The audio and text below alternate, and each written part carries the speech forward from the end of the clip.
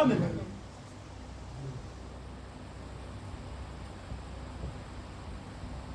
Et quand on parle de Marie, l'Écriture dit que Marie répondait et les autres femmes chantaient. Répondait, ce n'est pas Antonin. Il va voir les chorales, les sœurs sont là, et les gens, les frères sont là, les efféminés.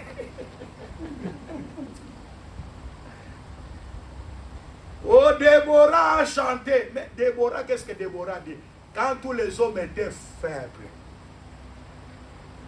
moi, Déborah, je me suis levé en Israël. Ah, c'est-à-dire que Déborah n'était pas levée par Dieu. C'est elle, selon elle-même. Elle dit, les hommes sont faibles. Moi, je me suis levé. Est-ce qu'un ministre peut se lever lui-même?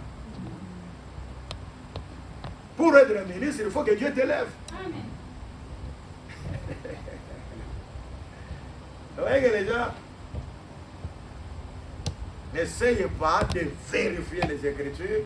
Ils veulent un peu confondre tout, mettre tout. Ils veulent ce que leur cœur veut là. Ah, c'est ça, allons-y.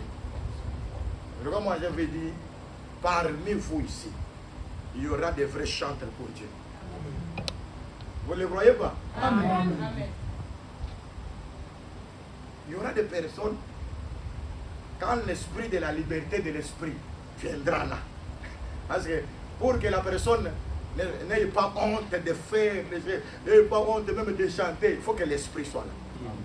Les chrétiens que nous avons reçus, n'avons pas reçu un esprit de timidité. Un enfant de Dieu n'est pas timide. Un enfant de Dieu ne peut jamais être timide.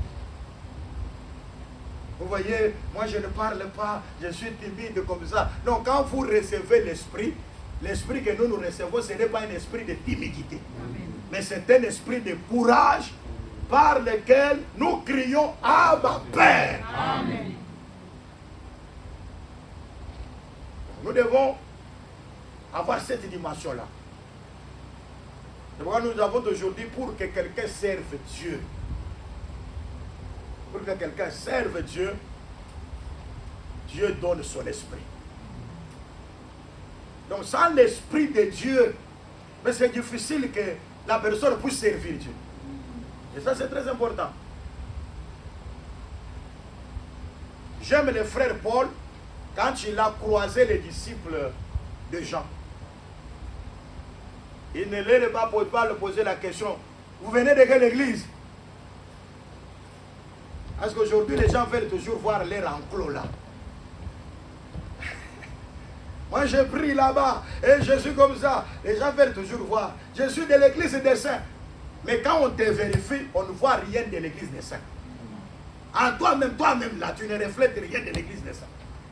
Parce que d'abord, tu n'es pas baptisé du Saint-Esprit. La vie de Dieu n'est pas en toi.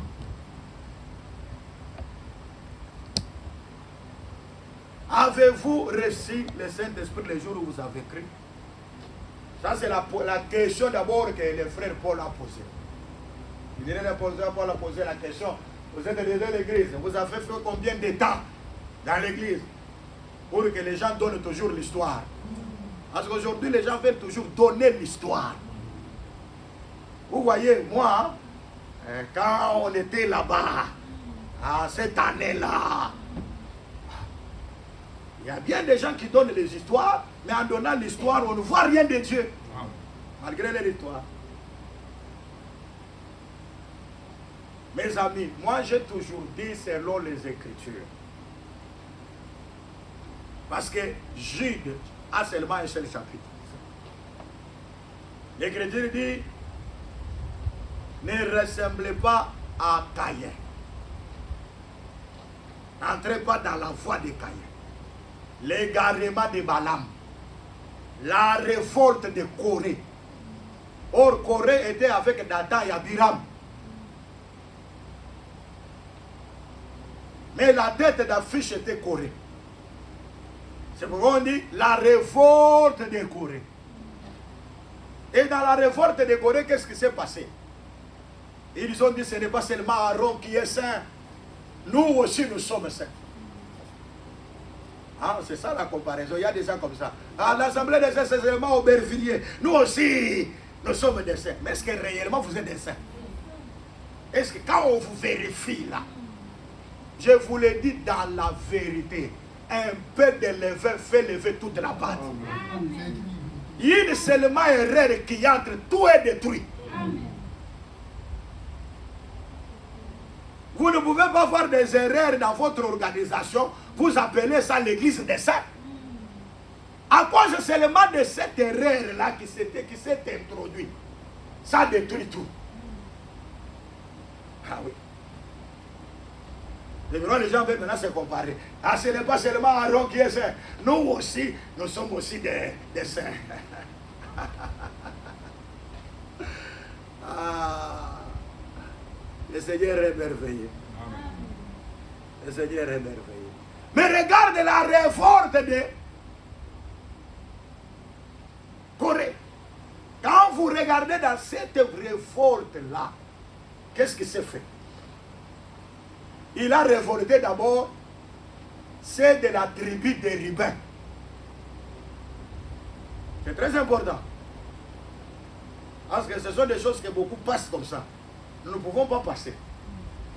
La révolte de Corée a d'abord influencé celle de la tribu de Ruben. Il y a un pourquoi. Il est écrit que qui est sage, qui doit connaître le pourquoi des choses. Les sages doivent connaître le pourquoi des choses. Je crois que je suis devant les sages. Amen. Qui doivent connaître le pourquoi des choses. Amen. Pourquoi la tribu des Ruben? C'est très important. Pourquoi la tribu des Ruben? Or, quand Jacob parle des Ruben, il dit que toi, tu es ma prééminence. Ah oui. Quand on parle des Ruben, c'est la prééminence. C'est ma force. Tu es impétueux comme les eaux. En réalité, Ruben pouvait se considérer de par la naissance que je suis le premier fils de Jacob. Mais quand Dieu veut renverser, il va perdre la prééminence. C'est pourquoi dans la révolte de Corée, ce sont eux qui ont chuté pour suivre Corée. Que je parle à la manière des hommes à cause de la faiblesse. Beaucoup de personnes qui se battent, nous avons commencé. Il y a même des personnes qui ont dit, moi je suis le père de l'évangile éternel.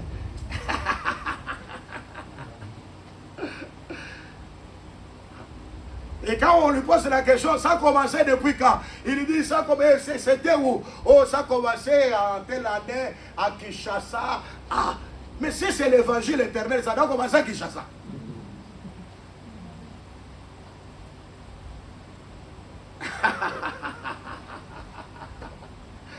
Ah, Seigneur de gloire. Les hommes, les humains, ils veulent toujours se mettre là où on ne peut pas se mettre. C'est comme Branham. Il s'est mis même dans les Écritures pour dire que lui avait cette lettre. William Branham a cette lettre. Cette lettre, c'est la perfection. Vous voyez Billy Graham. Graham, là, c'est 6 lettres. Oral Robert, 6 lettres. C'est pour simplement dire que ces deux-là, ce sont les messagers qui sont allés à Sodome pour aveugler les Sodomites. Les pentecôtistes, ils ont voilé les Sodomites. Ils ne peuvent jamais rester devant Abraham, parce que celui qui reste devant Abraham, c'est Elohim. Abraham a cette lettre, Branham a cette lettre. Il va s'introduire dans la Bible.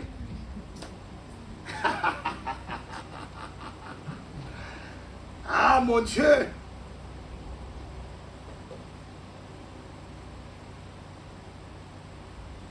Moi, je sais une chose. Les panetiers a vu 3 corbeilles. Et la corbeille qui était au-dessus avait tous les mets qu'on peut manger. Moi, j'aime la corbeille au-dessus de toutes les corbeilles. Qui a tous les mains. Et quand Joseph interprète, il a dit les 3 corbeilles, là, ce sont les 3 jours.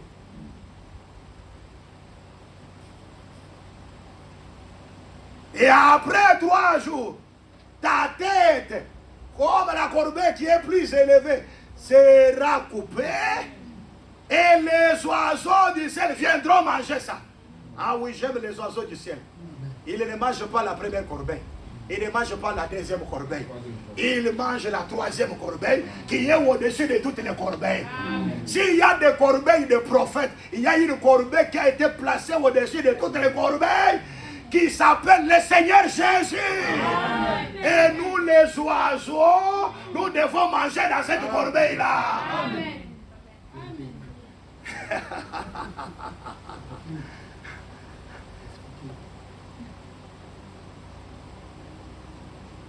Je n'ai pas besoin qu'on me parle d'un homme de la terre.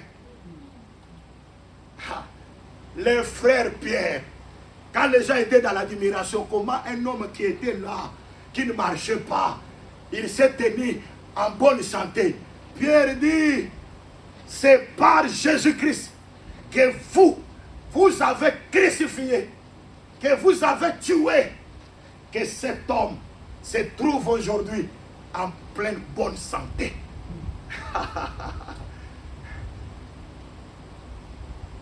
Pierre leur a dit, vous voyez, vous avez crucifié, mais l'homme là n'est pas mort. Regardez comment il est maintenant, le sujet du rétablissement total de cet homme. Amen. Mais vous me regardez comme si c'est moi qui ai opéré. Non, ce n'est pas moi, Pierre. Amen. Pierre s'est effacé. Amen. Parce que c'est la corbeille au-dessus du 3e. Ah, moi aussi je m'efface. Jean-Baptiste, quand il est venu, c'était la corbeille en dessous. Il a dit que moi je diminue, que lui puisse croître. Amen.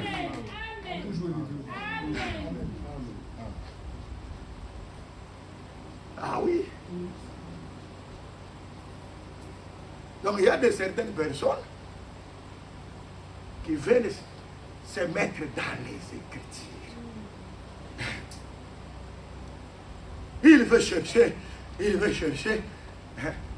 C'est comme un autre, son disciple, qui est à Côte d'Ivoire, Philippe Kakou. Il était disciple de Branham. Il fut chassé à cause de la prostitution. Dans l'église de Branham, on l'a mis dehors. On l'a chassé. Parce qu'il était un adultère. Et quand il va, comme il a quitté la fausseté. Ah oui, parce que même dans les faussetés, on chasse aussi les personnes de l'église. Mais ça, c'est la vérité. Parce qu'il y a certaines personnes qui croient que, vous voyez, quand ils chassent les gens, il y a même des sorciers pasteurs, mais qui chassent des gens, qui les excommunient dans les églises. Amen. Mais je vous dis la vérité. On dit, ah, il a la rigueur, il le fait comme ça. Mais quand on le regarde à l'intérieur, un sorcier, amen. Et il y en a trop. Ils sont nombreux. Oh Dieu, aide-nous. Que le Seigneur nous aide. Amen. Jésus a dit ceci. Le jour viendra où on vous chassera dans leur synagogue. Ils vous mettront dehors, croyant rendre un culte à Dieu. Il y a des gens qui mettent les gens dehors, ils croient qu'ils rendent culte à Dieu. Mais l'Écriture dit encore, même les chefs parmi les pharisiens, ils savaient que ce que Jésus prêchait était vrai. Amen. Et ça, je vous dis la vérité. Quand nous prêchons comme ça, comme nous prêchons là, il y a des gens qui savent que nous prêchons la vérité. Amen. Combien d'appels nous recevons? Mais je vous le dis dans la vérité. Peut-être ceux qui habitent avec moi, ils savent. Car des fois, je ne me repose pas. Il y a même des prédicateurs pour prêcher. Il faut, maintenant, il faut que ça veut dire quoi? Non, je ne le dis pas par orgueil. Mais toute chose, c'est la grâce. Amen. Et si quelqu'un le dit comme ça, ce n'est pas aussi mauvais. Parce que quelqu'un peut aussi s'informer. Et c'est très important. Et c'est aussi un signe d'humilité. Mais la chose la plus importante, quand vous voulez vous informer, il est important que vous ayez cette chose-là. Que vous soyez réellement appelé à ce service-là. Ce n'est pas que quelqu'un te prend, il te met là par force pour maintenant t'exercer. Tu commences à t'exercer de cette manière. Non. La chose la plus importante, parce que personne ne peut recevoir que ce qui lui a été donné du ciel. Et c'est la chose la plus importante. Pour recevoir ce que vous avez reçu du ciel, que ce ne soit pas par force. Parce qu'il y a beaucoup de gens aujourd'hui qui se forcent pour prêcher. Ils veulent se forcer pour prêcher. Ils peuvent être tenus captifs quelque part. Hein? C'est comme je disais qu'il y a des églises où les pasteurs cherchent des femmes pour les frères. Ça, ce sont des stratégies. Les frères, ils ont même des protocoles femmes. Vous voyez, il dit que dans cette église-là, il y a beaucoup de femmes au protocole. Ils sont bien quand vous entrez. Ils vont te dire, ah, tu es serviteur de Dieu, on te donne la place. Est-ce qu'il y a la place des serviteurs?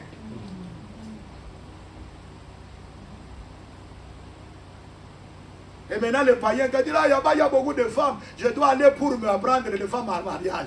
Et là, le pasteur est là pour ça. C'est un commissionnaire de mariage.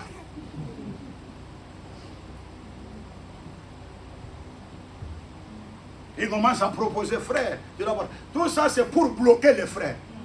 Parce qu'il sait qu'il y aura des erreurs. Et quand les frères disent, non, non, moi j'ai écouté la parole, ça se prêche comme ça, et je dois m'identifier à la parole. Toi, tu veux identifier. Mais la femme que tu as prise, tu vas la laisser à qui?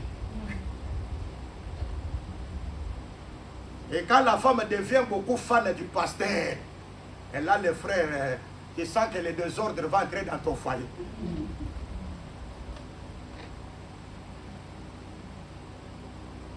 Ah, le frère veut décoller, on dit non, non, tais-toi. C'est comme on disait à Bartimée. Il veut crier, fils de David, tais-toi. Je veux connaître la vérité, tais-toi. Ça, ce sont des stratégies. Le rôle du ministère de la parole, ce n'est pas de vous donner l'argent.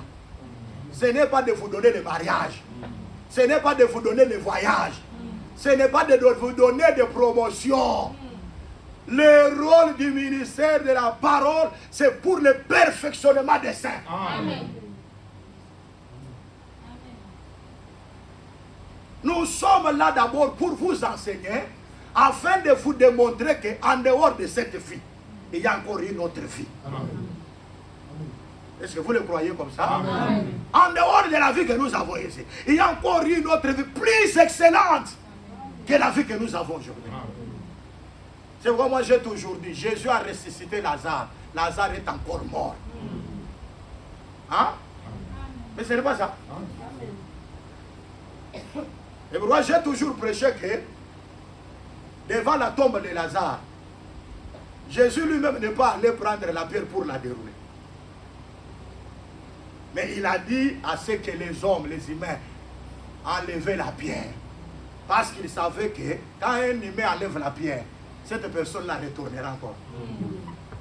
Mais lui-même, il y avait aussi une pierre. Et là, ce n'est pas un humain. L'ange du Seigneur est descendu. Ah oui. Moi, je connais l'ange du Seigneur qui est descendu là.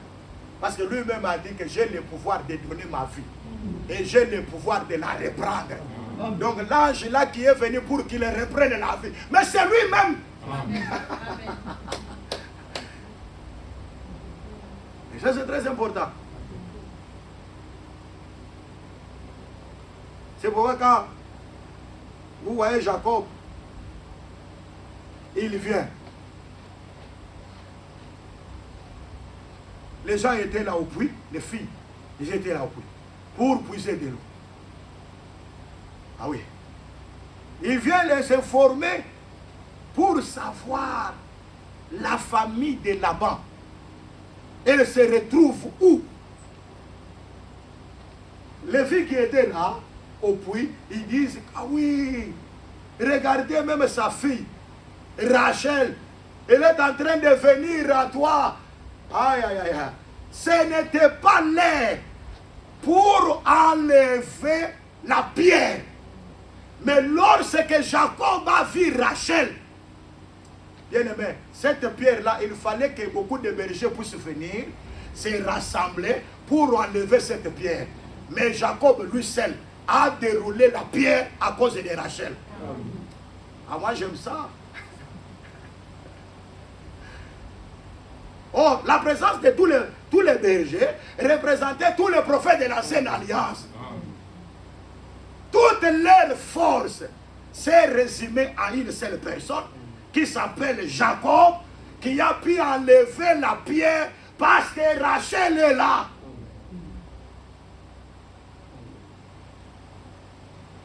C'est pourquoi nous disons à cause de toi et moi, Jésus a enlevé la pierre qui était au-dessus de nous. Que les prophètes, pour enlever, il fallait se rassembler, mais ils n'ont pas pu.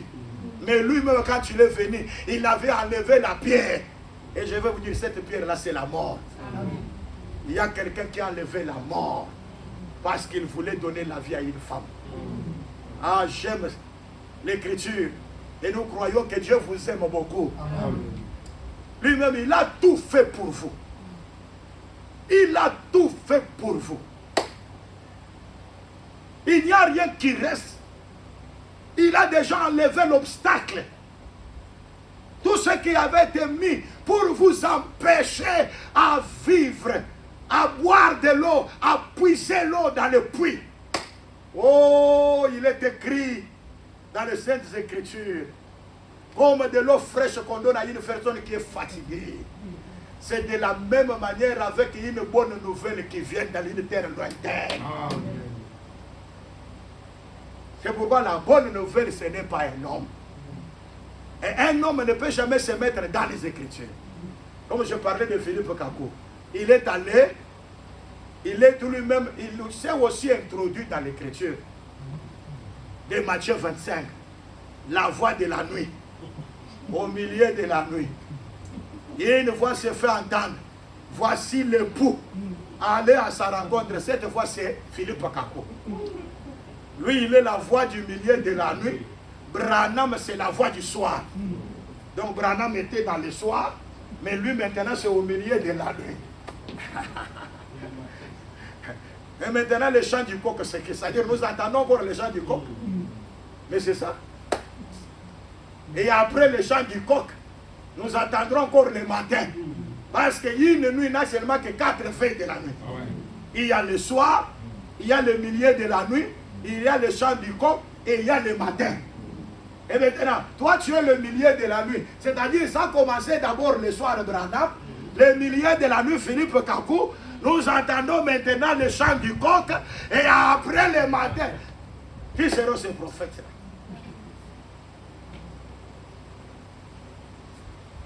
Et je vais vous dire la vérité. Le chandelier a été allumé le soir et va s'éteindre le matin. Et celui qui va allumer, c'est lui-même qui viendra encore le matin. C'est pourquoi vous voyez dans l'Apocalypse, il y a seulement une seule personne qui marche au milieu de cette chandelier d'or. Là-bas, il n'y a pas 2 personnes. Il n'y a pas 3 personnes. Une seule personne qui marche au milieu de cette chandelier, il s'identifie. Je connais. Je sais que c'est un connaisseur. Il connaît tout ce qui est dans ta vie. C'est lui-là le fondateur de notre église. Il s'appelle Jésus-Christ. En dehors de lui, il n'y en a pas d'autre. Est-ce que vous croyez? Amen. Ah, comme vous croyez que le Seigneur vous soit favorable. Amen. Que votre prière soit exaucée. Amen. Au nom du Seigneur Jésus-Christ. Oh, qui a allumé? Il venait avec de l'huile, il met. Mais c'est le souverain sacrificateur Éliazar, le fils de Aaron, le souverain sacrificateur. Or, en Israël, on ne peut pas avoir des souverains sacrificateurs en même temps. C'est ça, non? Ah oui. Moi, j'aime les souverains. C'est pourquoi moi, j'ai toujours dit, la doctrine que nous prêchons. Mais c'est l'habit taillé sous mesure d'Aaron. C'est ça, n'est-ce pas? Amen. Quand on a fait cet habit-là, sacerdotal, on l'a confectionné par rapport à la mesure de qui? D'Aaron. C'est ça, non? Quand Aaron doit mourir, l'habit doit rester. Quand tu viendras après Aaron, que tu sois gros, on ne va pas élargir. Que tu sois petit, on ne va pas diminuer. Donc toi, tu feras l'effort pour rentrer seulement dans cet habit-là d'Aaron. L'habit d'Aaron, c'est la doctrine. A été taillé sur mesure de Jésus-Christ. Maintenant, toi et moi, même si tu es gros, même si tu es petit, entre seulement dans cet habit-là. Notre unité de mesure, c'est Jésus. Amen. Anassi ici.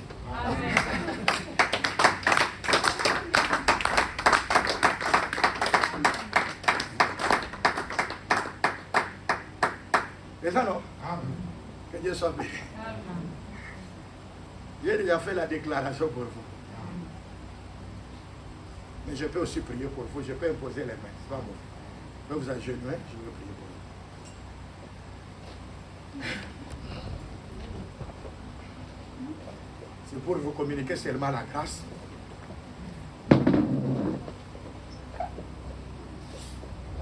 Parce que je crois de tout mon cœur et nous sommes là. Dieu nous a placés pour vous bénir. Amen. Dieu nous a placés pour vous bénir afin que vous soyez vraiment heureux sur la terre. Père tendre, que ta grâce, celle de ta grâce, puisse se manifester. Élie avait dit à Anne qu'il te soit fait selon ce que tu viens de demander. Que la prière de tes saints soit exaucée au nom de Jésus. Que leur prière soit exaucée au nom du Seigneur Jésus-Christ. Que la prière de ton enfant soit exaucée au nom de Jésus-Christ. La prière de tes enfants soit exaucée au nom puissant de Jésus-Christ.